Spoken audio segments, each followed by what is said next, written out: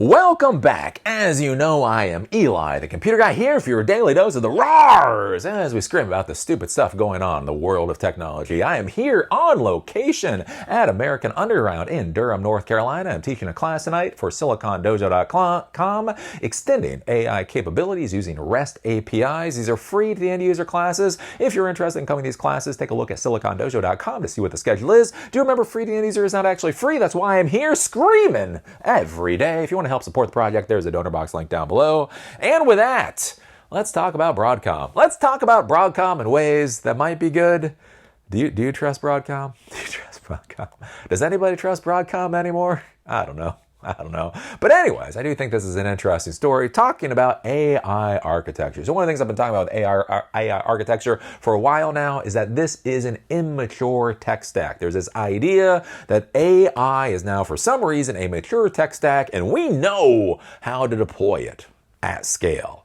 And the thing that I've been arguing about for a while now is no, we just simply don't. One of the things I find fascinating about Sam Altman wanting to spend $1.4 trillion in CapEx expenses for AI deployments is just simply the fact that we really don't know what AI should look like. Not just in 2035, but frankly in 2027. We're not really sure what these AI systems should look like, what the hardware will look like, how the systems will actually operate, all of those things. That's one of the things I've been talking about a lot with the China AI stack, right? Where they're going now in a different direction. Since America is forcing them to go in a different direction, we're seeing them build a completely different type of AI stack, which is an interesting way to go. I've been talking about things like Google. Like Google is now selling their TPUs.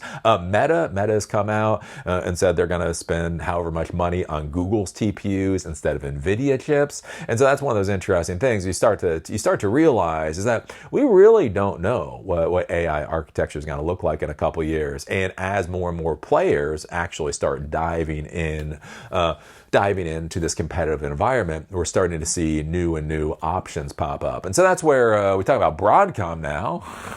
In a good way. Are we allowed to say nice things about Broadcom? I don't know. Do we say nice things in a passive-aggressive way?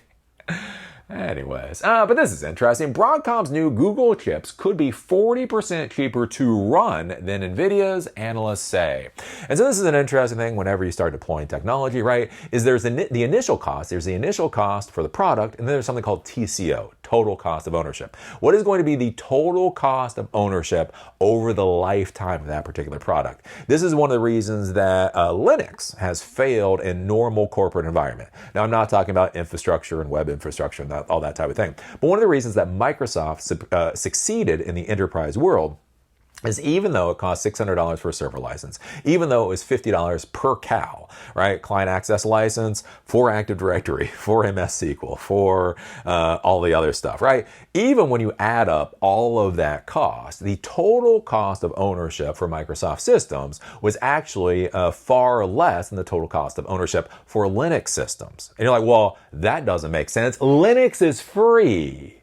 And like, well, the operating system is free. The operating system is free. But then you got to pay. Then you got to pay people to support the operating system. And not only that, but again, how well are other technologies going to play with Linux, that type of deal. And one of the things that you find out at the end of the day is that Microsoft generally is just cheaper to run. As I've talked about, right? I have my MCSE and NT4. I went through the MCSE boot camp for 2000, right?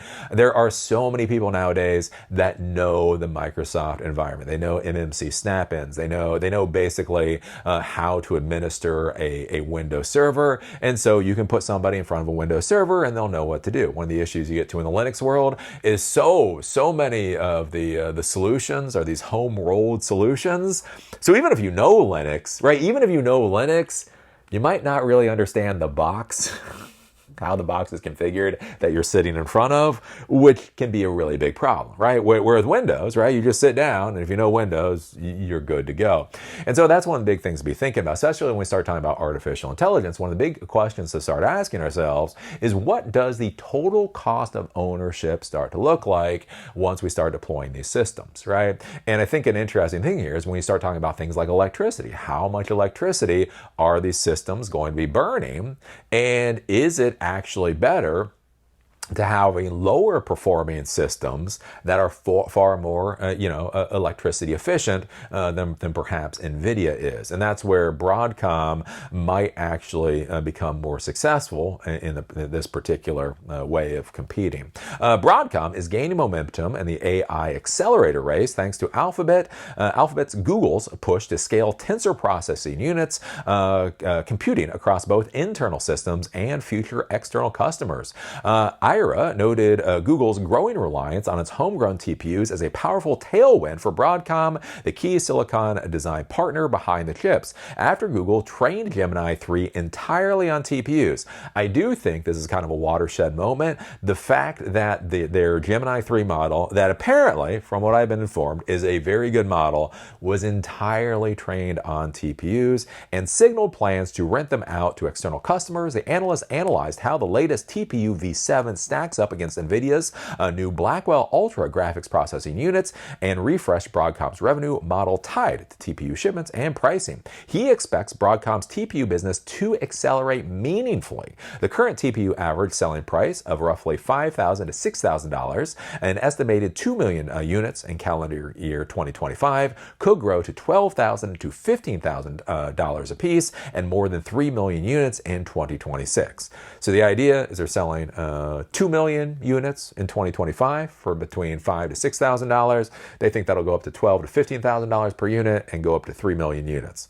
How competitive that is for NVIDIA currently, probably not massively competitive, but if you start seeing that growth, again, does that growth get to be exponential at some point? If demand from both Google and external customers like Anthropic and Meta expands, shipments could stretch to 3.6 to 3.8 million units. The analysts argue that the TPU v7 can outperform NVIDIA's GB300 on power efficiency for specific AI training tasks. And that's a big thing, right? Jensen Huang came out and he put everybody's mind at ease when he said NVIDIA GPUs can basically run all models out there and have the most compatibility with the most hardware. Ergo, NVIDIA GPUs are the superior choice for AI. But one of the things that I argue when you're looking at building architecture is I only need my system to do one thing.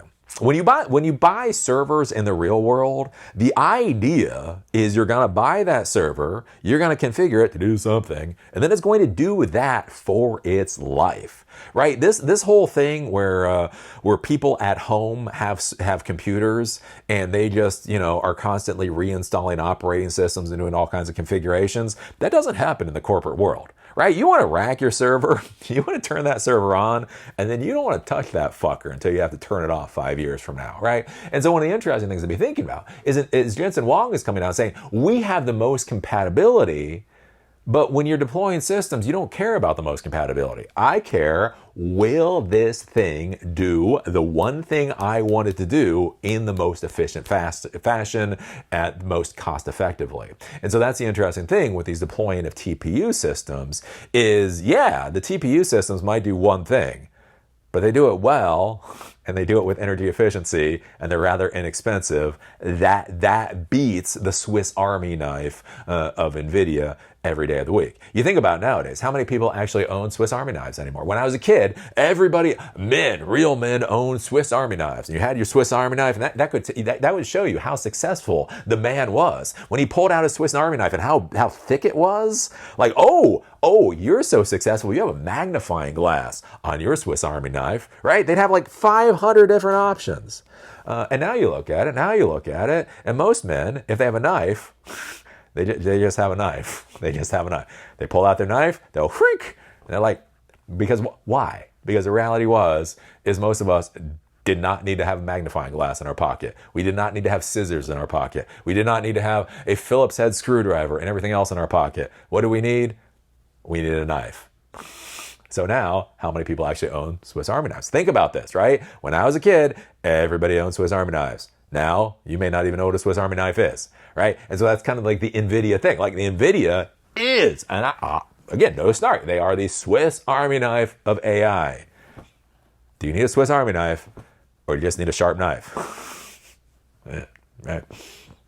Anyways, for specific AI tasks, such as FP8 large language models producing about 5.4 teraflops per watt versus roughly 3.6 teraflops per watt for Blackwell Ultra. So that's actually pretty significant. That advantage translates to up to 40% lower total cost of ownership for those optimized workloads. So TCO is going to be the total cost of ownership, right? Total cost of ownership, 40% less. That is going to win at the end of the day. So I think that's kind of interesting. Again, I hate to put Broadcom in a good light.